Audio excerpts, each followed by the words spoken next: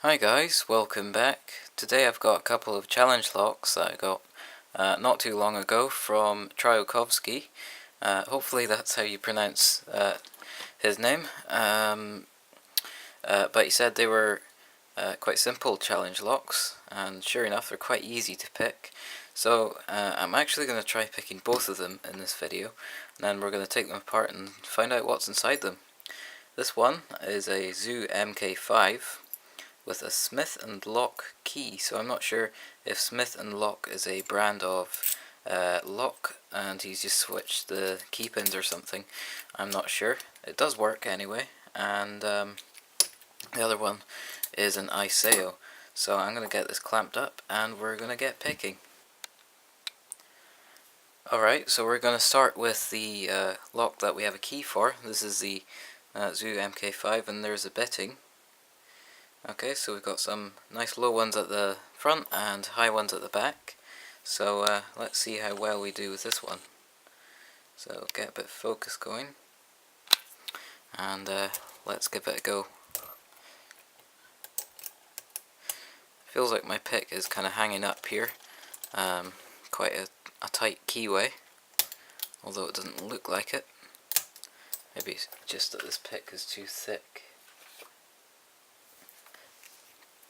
I'll try another pick. Oh, and there we go. Alright. I didn't expect it to open that fast, but there we go. So that's the first one, and now we're going to try the ISEO. I really do love ISEOs. So let's see how we get on with this one. Okay, get a bit of focus going here. Okay, we've got full set, just like the stock ISEOs, and I'm setting spool pins here for sure. There's a lot of spool pins in this. I can feel them. Oh, and there we go. Alright, so a couple of very nice challenge locks, very nice picks.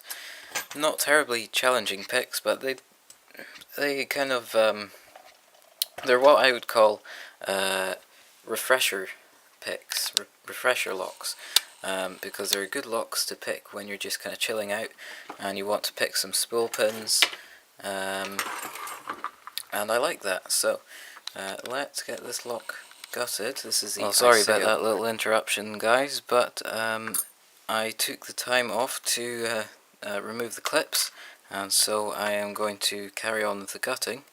And as I mentioned, I'm going to start with this ISEO.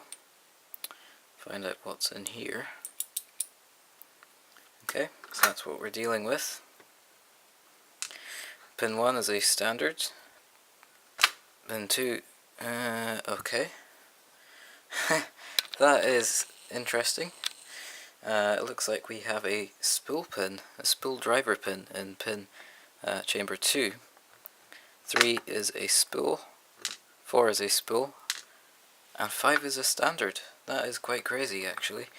I never thought of using spool pins as key pins before, so that will be why we got those crazy false sets.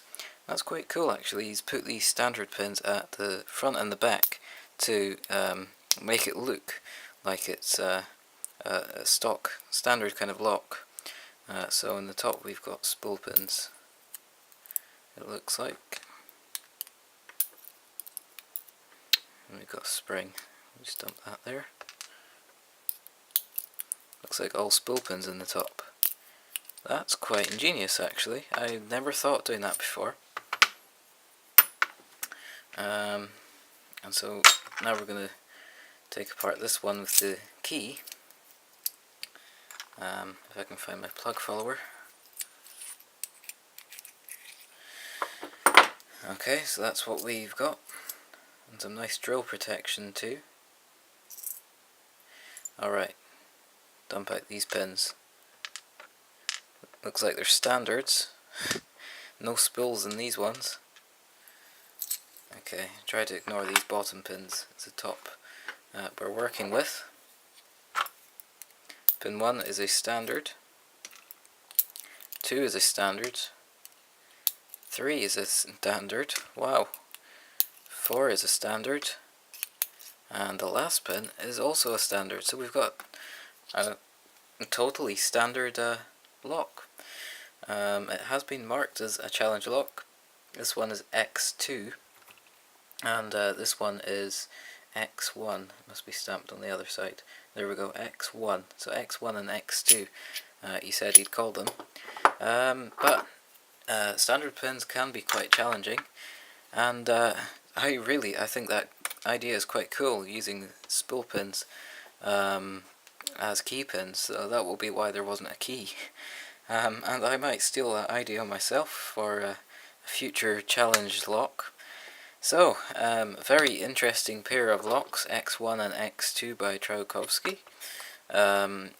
So, Rick, thank you very much for sending the locks to me, and yeah, thank you very much for watching this video, and it just goes to show you don't have to be making fancy pins to call it a challenge lock. Anyway, thanks guys, and I'll see you in my next video.